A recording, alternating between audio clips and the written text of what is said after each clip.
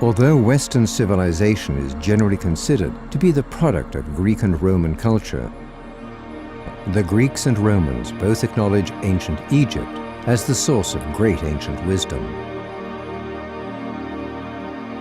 A mysterious land of riddles whose secrets were considered the highest prize to some of the greatest minds in history.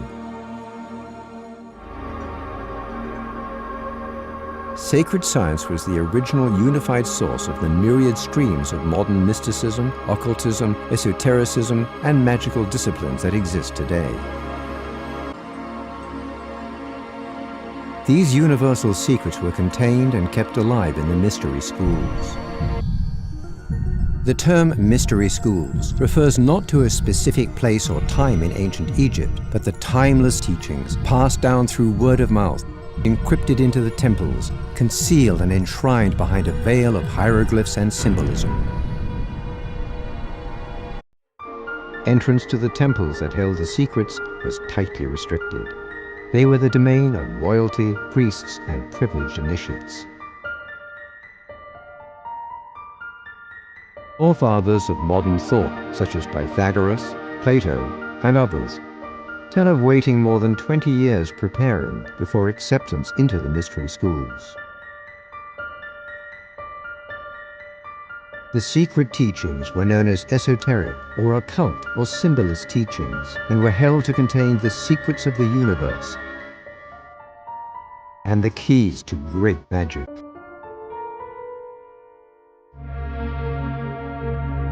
Over the millennia, the temples fell into ruin, and eventually so did the teachings they enshrined. All hope of reconnection to the wisdom of the past seemed lost.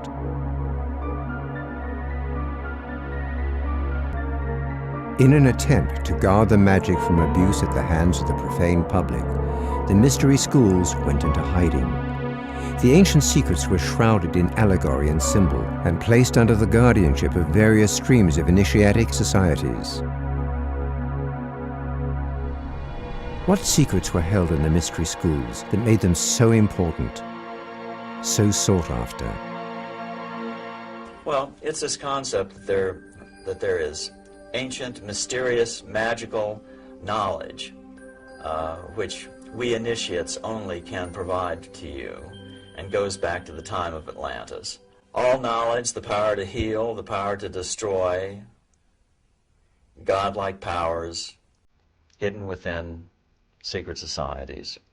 One of the secrets was an alternate history of human past that is cyclical. Civilization, consciousness, understanding, and ability, rising to incredible heights in the distant past and then falling back into barbarism again and again, like the waves of high and low tides. This story has resonance in all cultures in the stories of the flood or the periodic catastrophes from many ancient myths.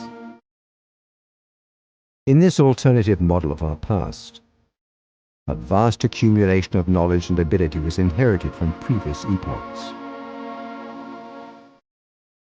A legacy of high wisdom from an incredibly distant past is the source of the mysteriously powerful and unexplained accomplishments of the ancients.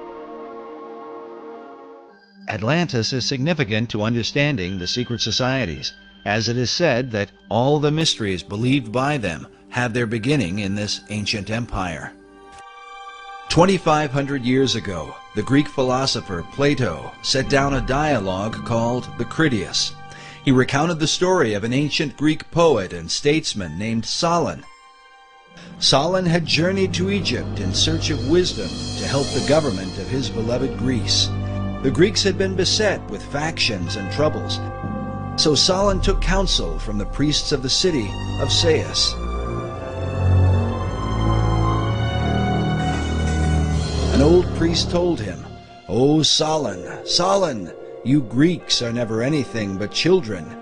There is no old opinion handed down among you, nor any science that is white with age." The old priest then proceeded to tell him the story of the lost city of Atlantis.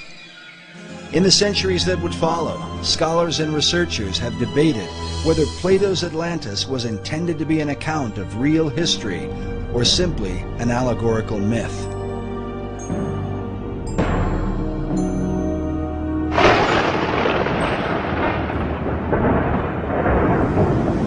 Some even suggest that Atlantis was really the antediluvian world, the wicked society destroyed by the wrath of God in the great flood of Noah. In the 20th century, Plato's account was further supported by Masonic philosopher Manly P. Hall. Hall claimed that Atlantis had once been a vast and mighty empire that extended to the whole world, a philosophic commonwealth of nations that one day was destined to be rebuilt. But who would rebuild it? And exactly who was Manly P. Hall? Manly P. Hall was probably the most highly esteemed occultist and Freemason of the 20th century. He understood the secrets of the ages long before he ever joined the Masons. Was really the foremost authority on the occultist side of Freemasonry. I can't really think of anybody close to him. Manly P. Hall was one of the leading people within this whole other world that we talk about. Hall authored over 200 books and is said to have given some 8,000 lectures on ancient philosophy. He is perhaps most remembered for his contribution to the mysterious Brotherhood of Masonry. Upon his death in 1990, the Scottish Rite Journal, a Masonic publication, noted that he was often called, quote, Masonry's greatest philosopher. The sage is an unusual human phenomenon. It existed in every age, but was honored and revered, sometimes even worshipped in some earlier historical periods. Their spiritual and intellectual ancestor is the shaman.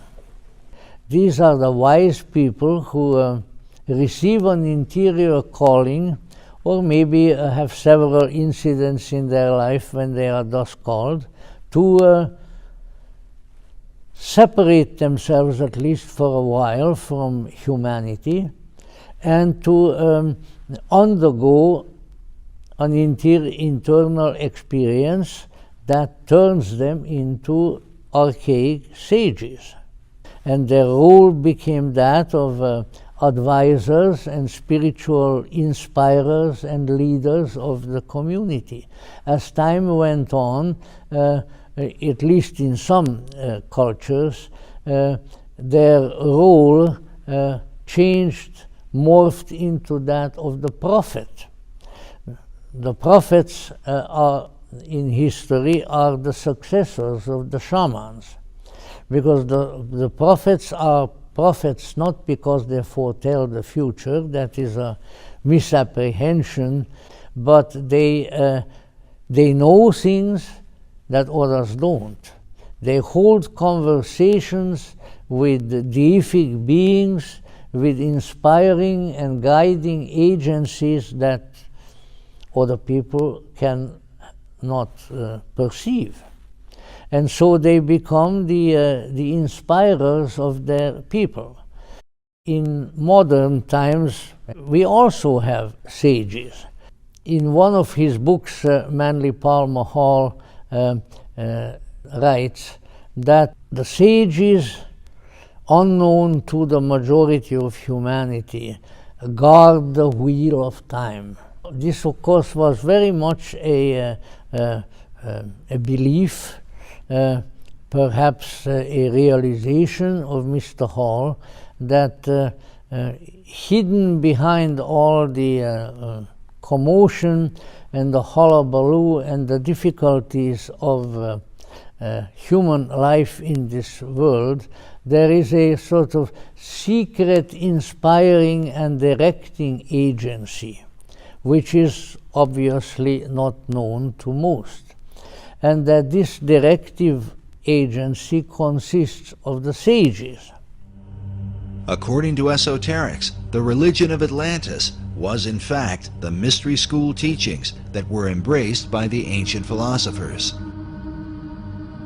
Yet it might be said that none have been as prolific on this subject as 20th century philosopher Manly P. Hall, who wrote such books as The Secret Destiny of America and America's assignment with destiny. It was Hall that many Freemasons are said to have called Masonry's greatest philosopher. The greatest work that he did in Masonic research, he did before he was a Mason. And I was present on occasion, prior to him being a Mason, when he would teach Masonry to officers and to students of Masonry. And the fact that he could do so made us recognize even more that what we possessed and thought was uniquely ours in terms of wisdom was available to others who dedicated their lives in a certain manner.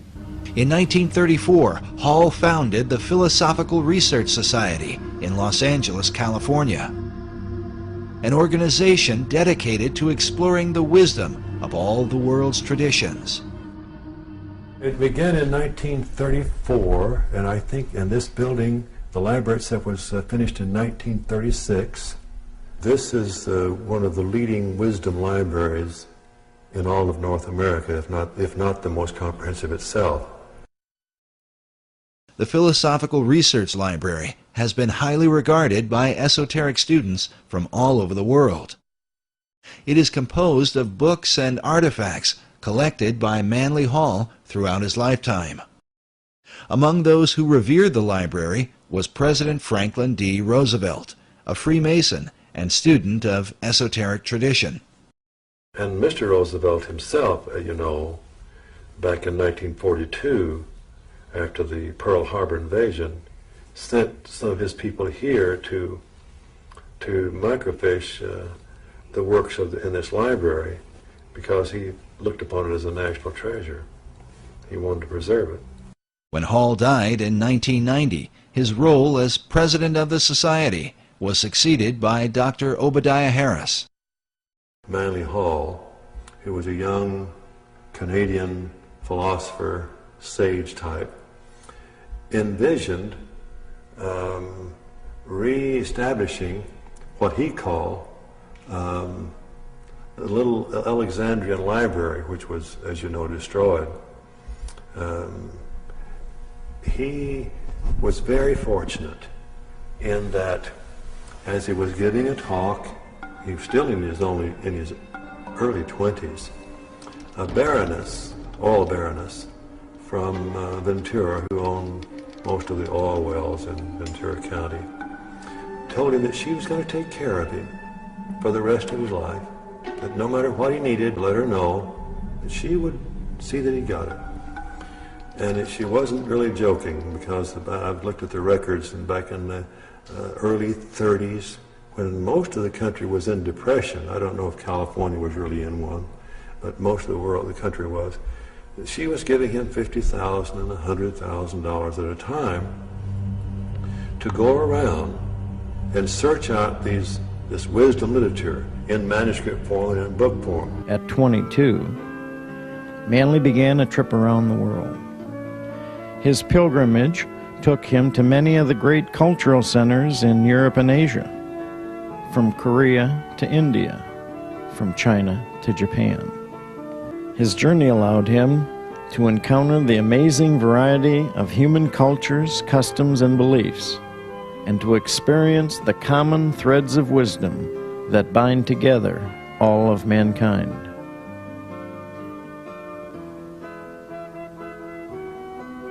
Returning to Los Angeles, Manly deepened his studies of the origin and destiny of humanity.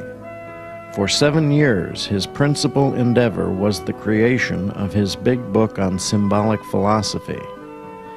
In 1928, at the age of 27, Manly published the book that would perpetuate his dream. With the first edition completely sold out, The Secret Teachings of All Ages went to press. This encyclopedic outline of Western esoteric tradition describes in detail the ancient theory of education, which was in the keeping of the so-called mystery schools, truly the first universities. Manly Hall was an encyclopedist of the esoteric tradition.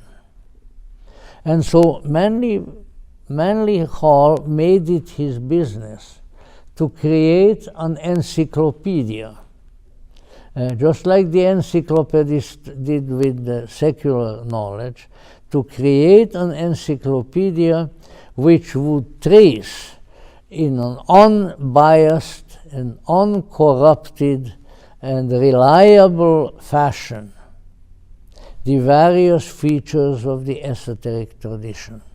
He wanted to give our culture an encyclopedical outline of this unusual and yet vital field that would be reliable, that would be insightful and insight-producing, and which could be used by people to gather the kind of information about this perhaps unusual field that would be totally truthful and capable of being used.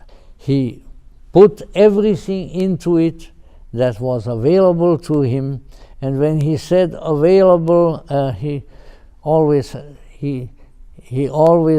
got that subtle, charming smile that he had, which had no, it is what in French we call non pareil. There's no comparison of that smile.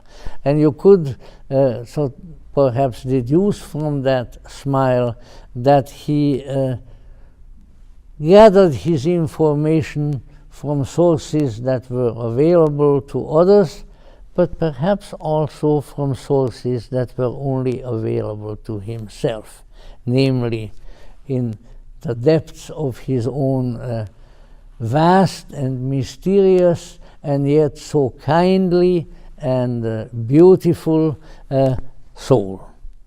Manly was a most unique and a most enlightening and inspiring individual. Manly Palmer Hall was on a long journey. He was an old soul, and he lived his myth with an extraordinary integrity and honesty. This gave him that particular attraction that he had, that magnetism. He was there. He was living the fact of his inner life. With his broad knowledge, insight, and obvious love for his fellow man, Manly began to gain eminence as a lecturer in the 30s. While continuing to write prodigiously, he spoke throughout the country, including capacity audiences at Carnegie Hall in New York. I got on the bus from Pasadena, got off at Los Feliz Boulevard, and climbed the rather arduous stairway to the upstairs lecture room. So out through a back door from the library area, the tall and rather hefty frame of Manly Hall, rather slightly bent, with his piercing eyes and with an astonishing Barrymorian profile became visible. He came out and sort of shyly waved at his audience, and sat down and started speaking. He was speaking primarily about H.P. Blavatsky's secret doctrine. And he spoke, and he spoke. And he spoke for 2.5 hours without taking a breath, without the slightest note in his hand, every single sentence perfectly formed, every word expertly pronounced, and then wound it up at the end with in a seemingly spontaneous manner, just by looking at his watch and saying, well, time is up. And I was absolutely floored. I had never heard anything like it. The unbelievable outpouring of perfectly organized ideas, I think, is still defies description. The current president of Hall Society is Dr. Obadiah Harris, shown here in what is called the Wisdom Library at PRS. According to their website, the library is made up of writings that deal with divination, tarot cards, Kabbalah, alchemy, astrology, metaphysics, Buddhism, theosophy, and secret societies. And wisdom literature is about relationships not only to each other, but to nature, to the universe. That's what this library is. This library is a library about the wisdom that is in nature and in relationships, and how it is that you can tap into that wisdom in any culture. It all overlaps. And Mr. Hall felt like that was really the future for the human race.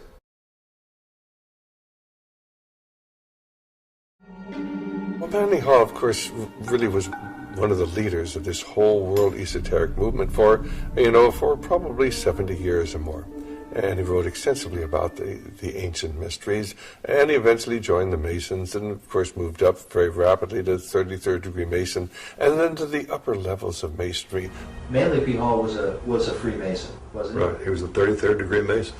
He was really important as far as trying to figure out what the goals of Freemasonry are in this age.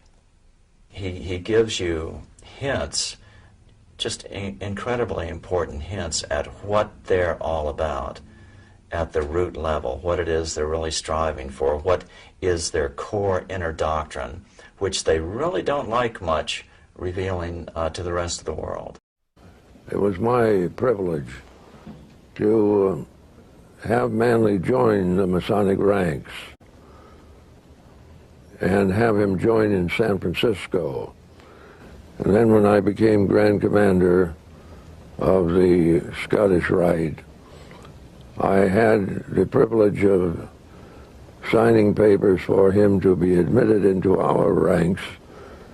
I also nominated him for election to the Knight Commander of the Court of Honor, and then later to become a member of the 33rd degree, and then just recently, within the past 5 years, as recipient of the highest award any Masonic body can make, which was the Grand Cross, which was conferred in ceremonies at Los Angeles. His great friend Burl Ives was there, and Burl had received an honor also. So the two of them were just in rhapsody between themselves to be so honored by this huge crowd and given the opportunity to express a few words. I think of Manly also as a man who truly exemplifies the few words that mean that you follow in the footsteps of those that go before you. Beneath the surface of all Orthodox faiths, there are mystical traditions, through the understanding of which we strengthen insight and become more intuitively aware of that universal plan we must all obey if we are to find security and peace. Mr. Hall stood for something. He was not just a learned man. He was not just a fabulously effective lecturer and teacher and writer, but he was the representative, I would almost say the embodiment of a tradition. But this tradition is the inner, the esoteric, is someone who is in communication or has been in a major communication with a power beyond this world.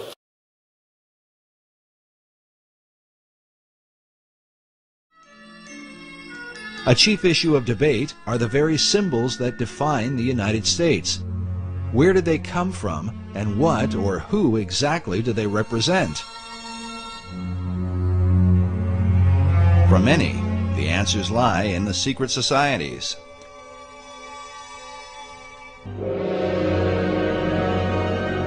Well, I think that this is where the great confusion comes in.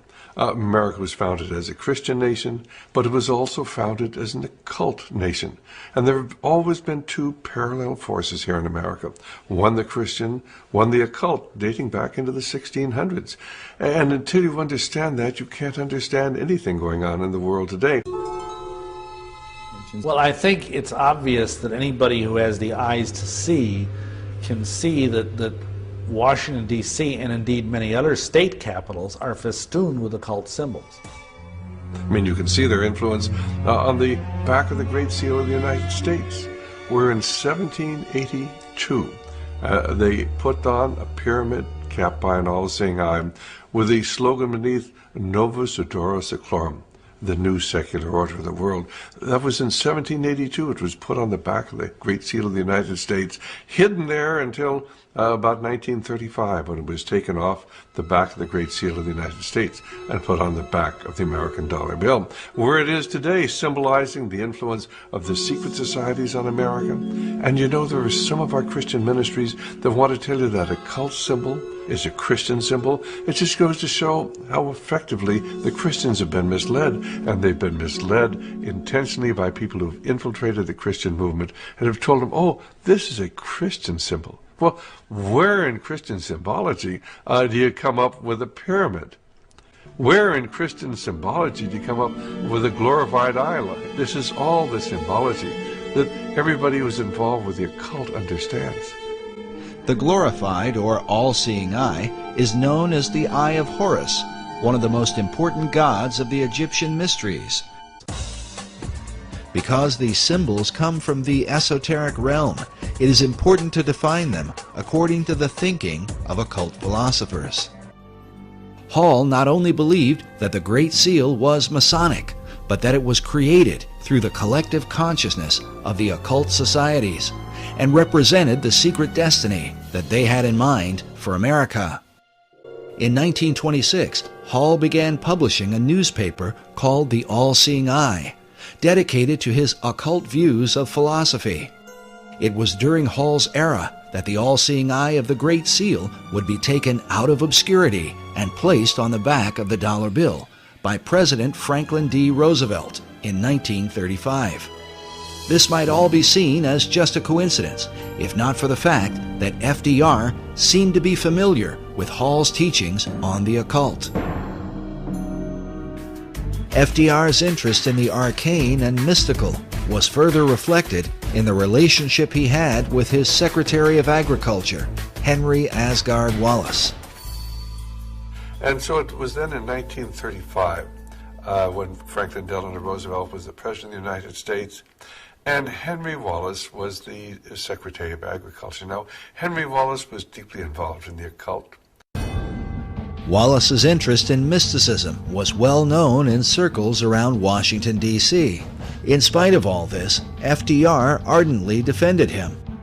According to one account, when one of FDR's close advisors worried that many people considered Wallace a mystic, Roosevelt snapped, "He's not a mystic, he's a philosopher. He's got ideas, he thinks right, he'll help people think."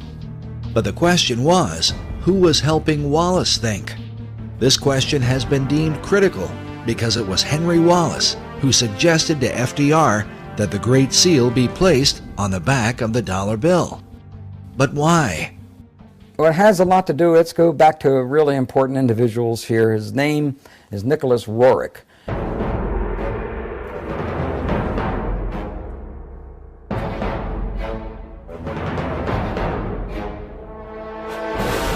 And Nicholas Roerich was a very advanced spiritual soul with considerable vision.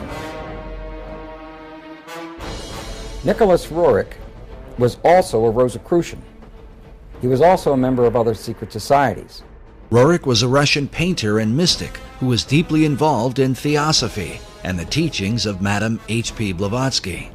He is famous for his travels into Tibet and the Far East.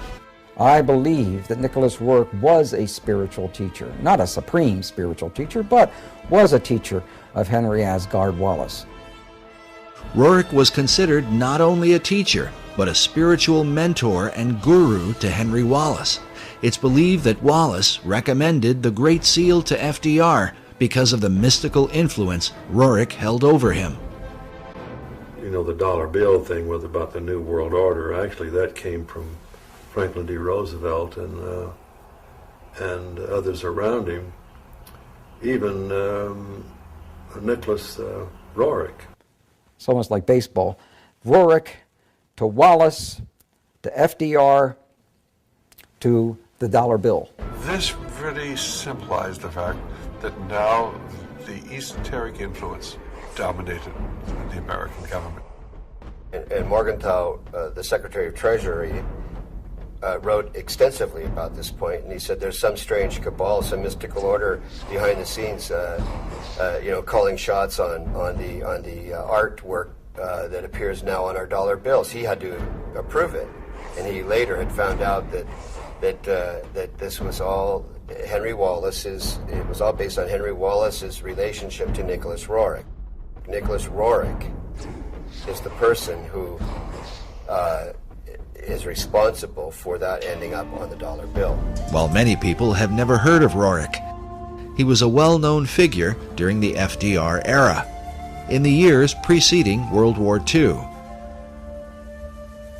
His works of art were internationally recognized, so much so that an entire building in New York was erected to house his many paintings. Roerich was nominated 3 times for the Nobel Peace Prize and was the inspiration for the Roerich Peace Pact, which was signed by Henry Wallace in the presence of President Roosevelt at the White House. In 1986, Mikhail Gorbachev called Roerich one of the cultural pillars of Russia. The Russian cosmonaut Yuri Gagarin, the first man in outer space, when asked what the Earth looked like from orbit, answered, very much like the paintings of Nicholas Roerich. He was a great oil painter, bar none. He's one of the greatest in terms of the Himalayan Altai scenes that he depicted. He did some wonderful work. He was a gifted artist. While Roerich's paintings are today kept in a modest museum in Manhattan, they were once kept in a towering building on the Upper West Side.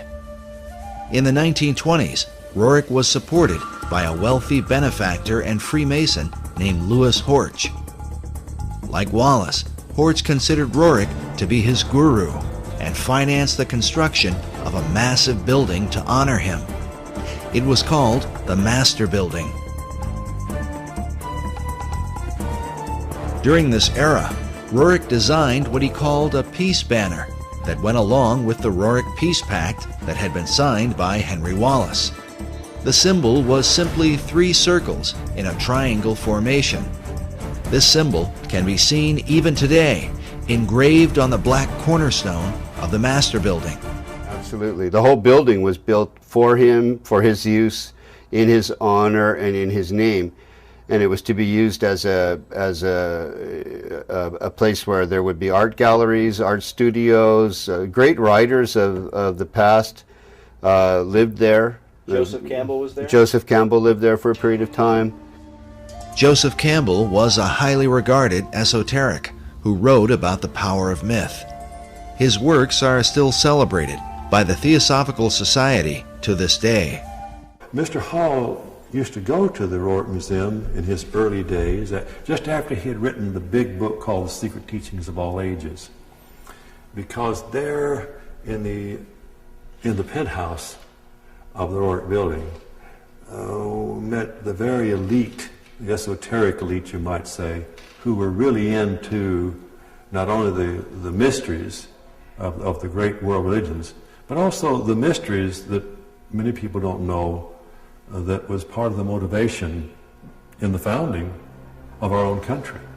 Is it possible that inside the mysterious penthouse at the upper level of the master building, the so-called esoteric elite decided on the design for America's dollar bill? Remember that the master building was finished in 1929.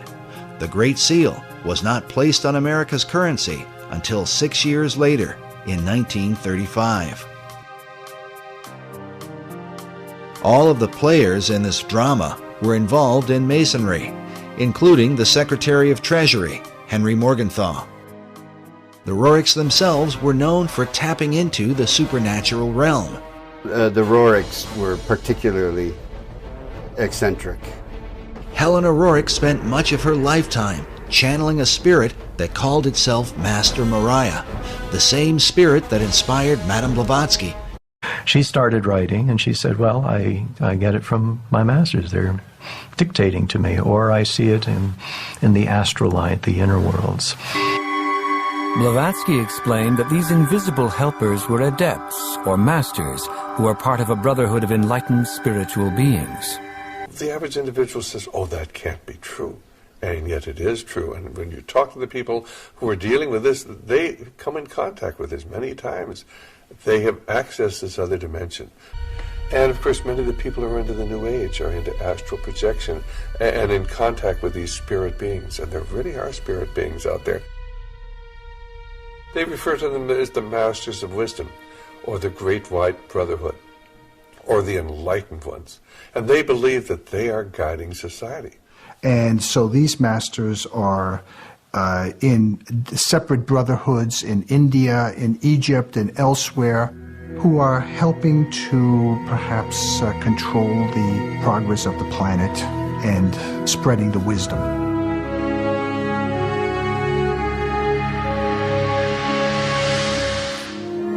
These people lived in Tibet, but they weren't Tibetans. They were Indians. And the Brotherhood had picked her to disseminate their ideas as much as they want to reveal to the world through the madam. There's a feeling that Manly Hall had a bond with this woman, a kind of spiritual bond, and that when he wrote Secret Teachings of America, he was really writing the next book for her secret teaching, secret doctrine, that he was taking it farther, and he did. So he felt that in her was a kind of something of the isthmus of the spirit that gave birth to the Philosophical Research Society. If it's true that the Roriks were in contact with the spirit realm, is it then possible that these same powers could have somehow influenced the design of the dollar bill?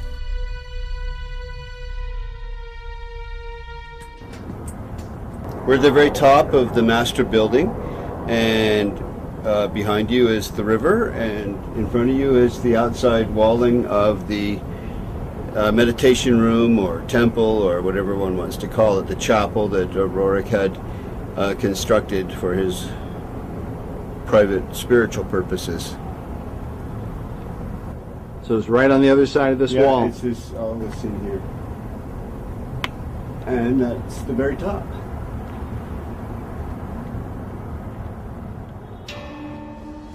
The staggered layers at the top of the penthouse seem to bear some resemblance to one of Rorik's paintings titled Arhat. In Rorik's painting, notice the image of the Buddhist figure sitting inside the staggered stones, perhaps a symbol for the enlightened esoteric elite in the meditation room.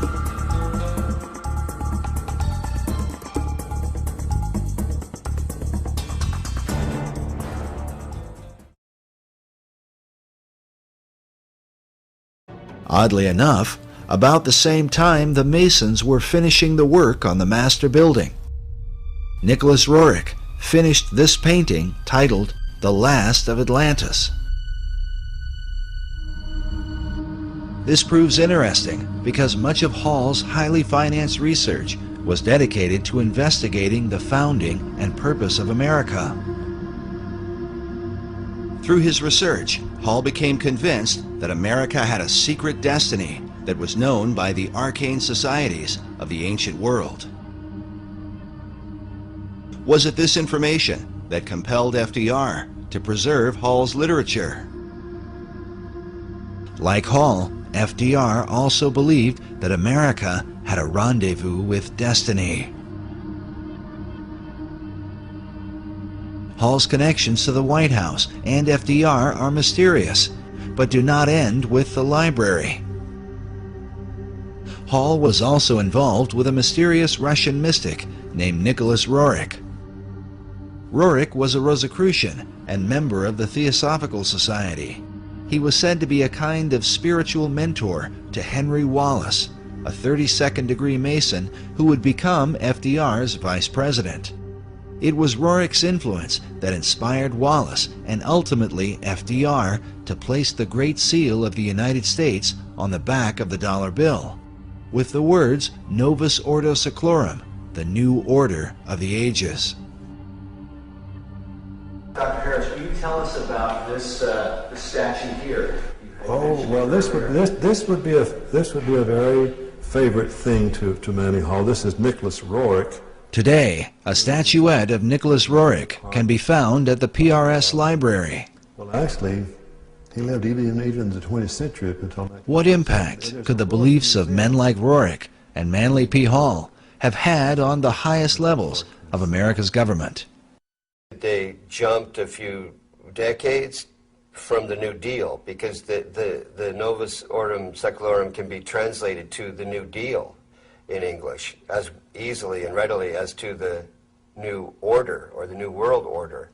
I truly believe FDR believed he was creating a New World Order out of the Depression, and that he had with him and had, you know, encircled himself by people who would facilitate that dream. These visions of New World Order or New World, the world of democracy, that's a part of the very soul that gave birth to this country. According to Hall, one of the chief secrets of Masonry, handed down through the centuries, was the concept of democracy, which was said to be a threat to the kings and monarchs of the ancient world, who ruled by divine right. Yes, it had to be secret because the idea of democracy was worse than heresy. It was treason. Nevertheless, these societies were determined to bring forth their great plan, no matter what the cost.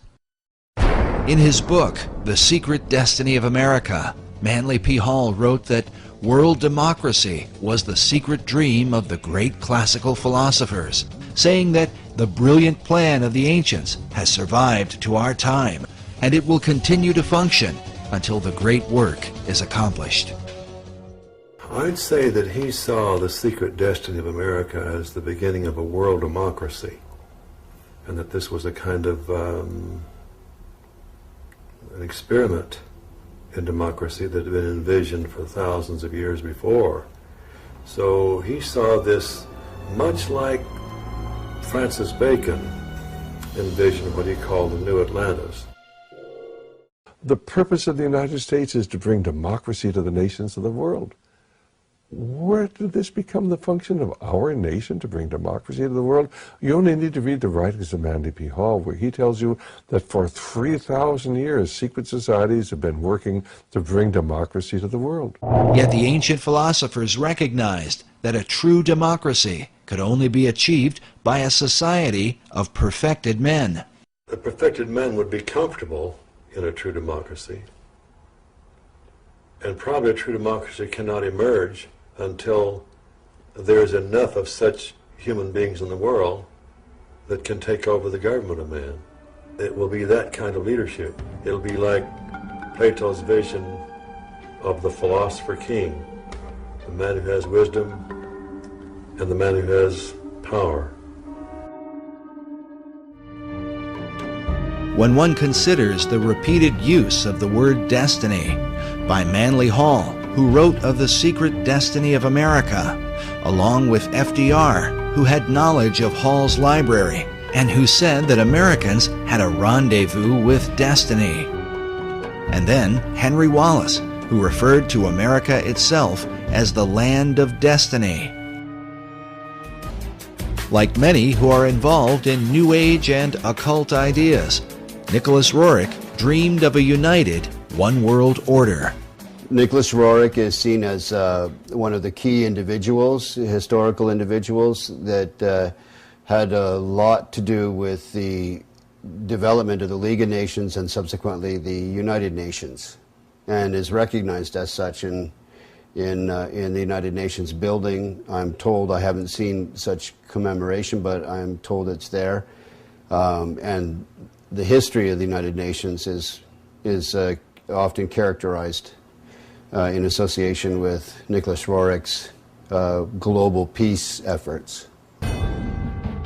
Roerich's dream was shared by his disciple, Henry Wallace, as demonstrated by the book Henry A. Wallace, His Search for a New World Order.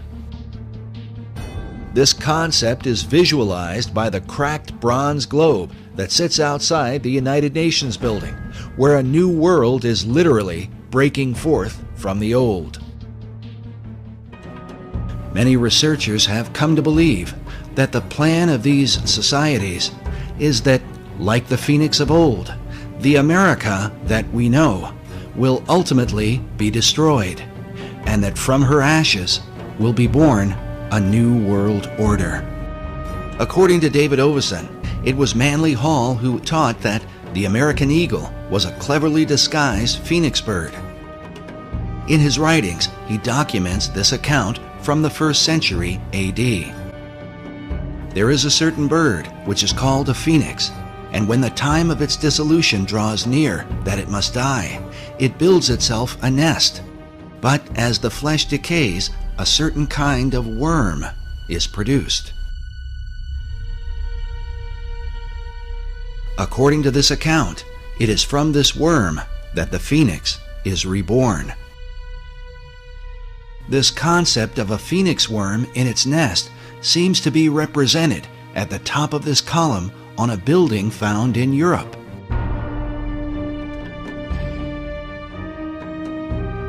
But in Washington, D.C., up at the tops of the 72 columns of the National Archives building, we find nearly identical carvings, all perched beneath the throne of destiny itself.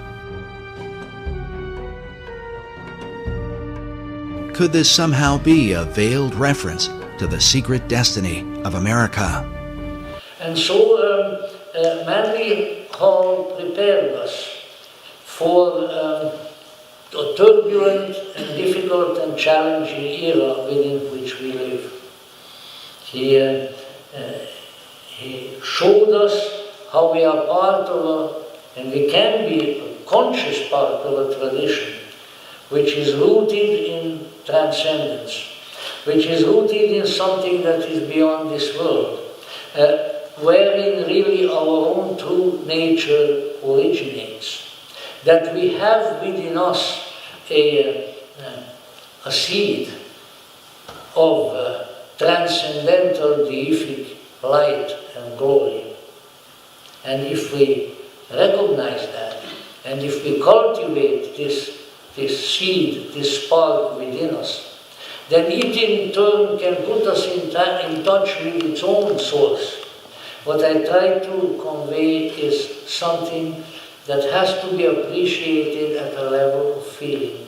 And I can testify to it, that I am one of the few who are still here, who worked with and for Mr. Hall in the last 20 years of his life.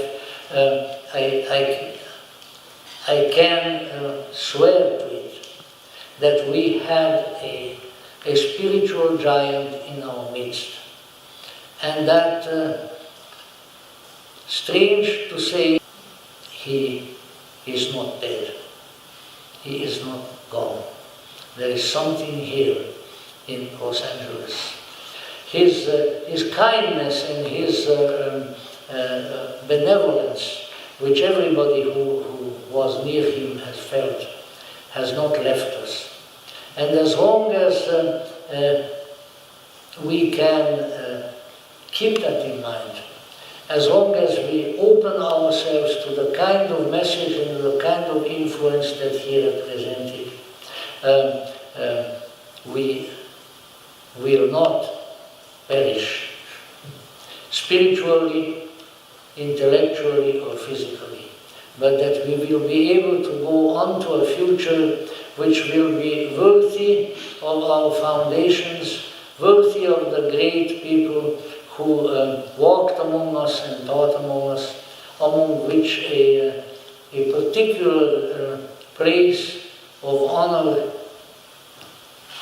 and reverence belongs to the man whom the world knew as Manly Palmer Hall. All these things have to be corrected and put in their proper relations. And when humanity becomes harmless, it will not be subject to harm. When it becomes aware of the values of life and the principles that it should understand and nourish and protect, it will have a peaceful existence. There's no reason why the human family should not be the brightest and noblest things on the planet at this particular time, and that all other forms of life should gather around it as children gather around the parents, that all the animals and birds and everything in the world would find its place in a world where everything is thoughtful of everything else.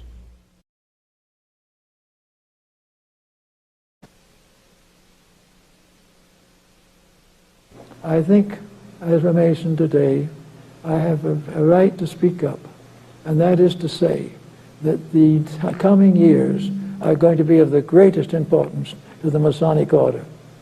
By some mysterious circumstance, which is a little, no one has noticed as far as I can tell, the 21st century has a strange reminiscence to the 21st year of a person's life.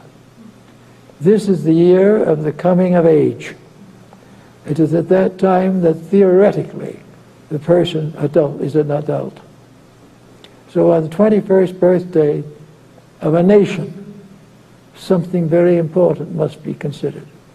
It must be the time in which that nation comes into its maturity, comes into its responsibilities and its opportunities, and comes to take on the charms and the labors that are important to it.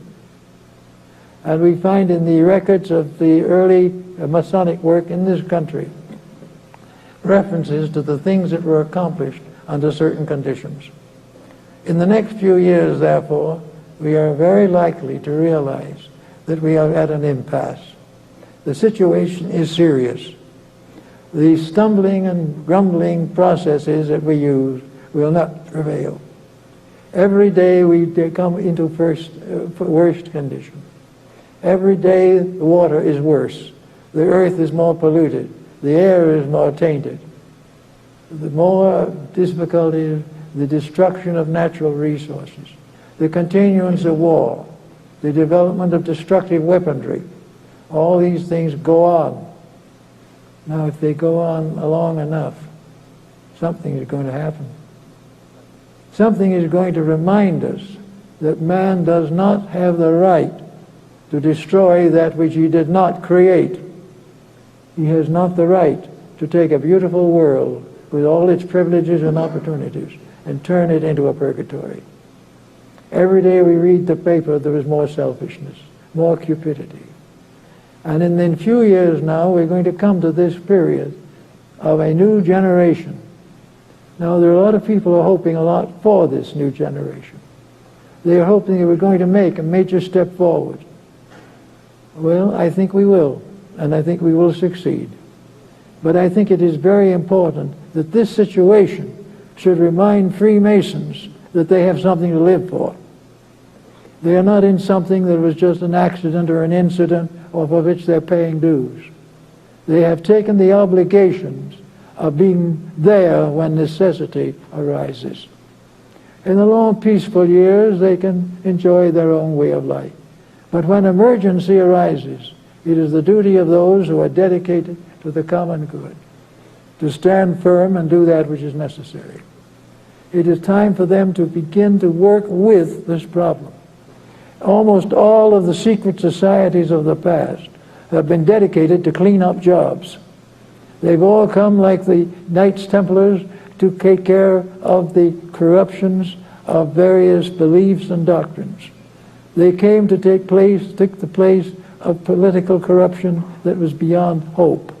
Every day, in every way, the brothers were at work, sometimes secretly but always continuously. And in the next period of time, it seems to me we have Masonry's coming of age. Whether we realize it or not, it has been with us in one way or another for over 4,000 years. It has led us through many desperate emergencies. It has given us the strength to do great things. It has given us Washington and Franklin and Jefferson. It has given us all kinds of disciplined support. It has given us great ideals and great hopes and great visions. And now comes the time when these have got to be put into action.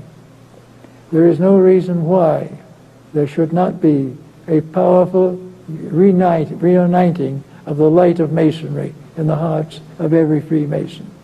We're not asking for treason. We're not asking for disobedience. We're asking for dedication. We're asking the Mason to get down and do what is necessary and possible for him to do. To do things for his own family, do things for his community, take a new interest in his children, to become more and more aware of the need for the regeneration of his literature and his art, to no longer support with a kind of a negative complacency things that he knows in his heart are not right.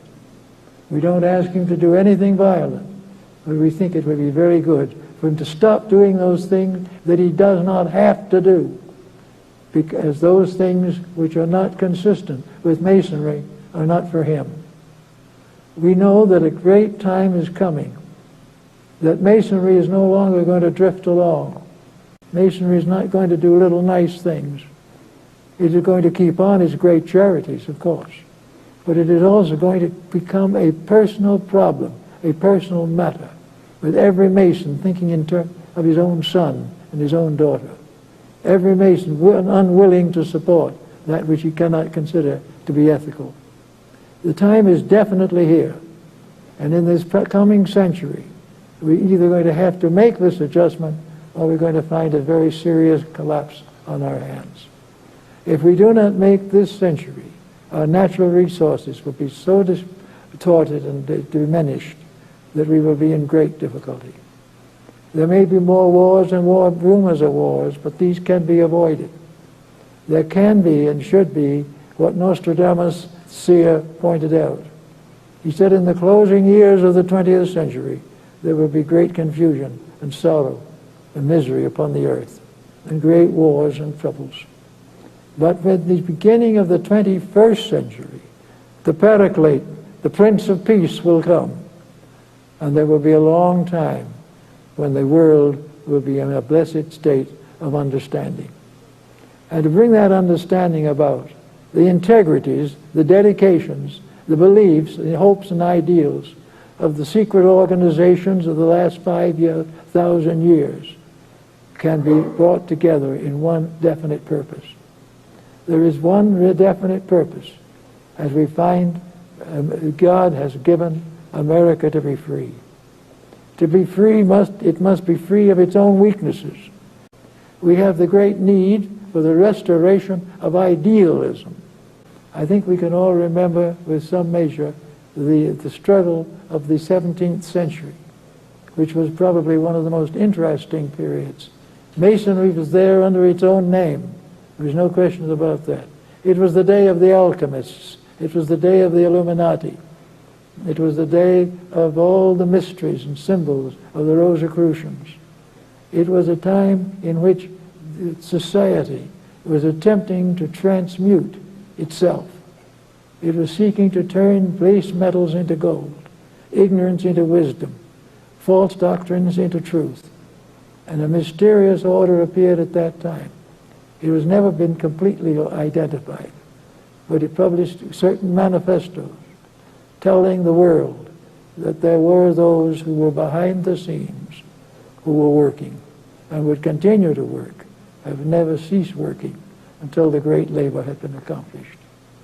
The great transmutation of alchemy is the transformation of selfishness into integrity, the transformation of selfishness and all that it pertains to into the unselfish light of truth. We shall see people for the first time as brothers.